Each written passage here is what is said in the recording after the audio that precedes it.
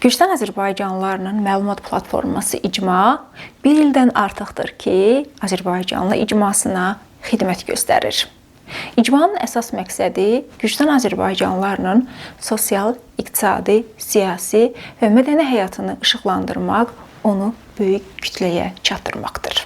Son bir il ərzində Koymakartli, Kaxeti və Tiflisdə yaşayan Azərbaycanlıların sosial mədəni həyatını əsasən işıqlandırırdıq. Təbii ki, bununla bağlı fərqli təəssüratlarımız var.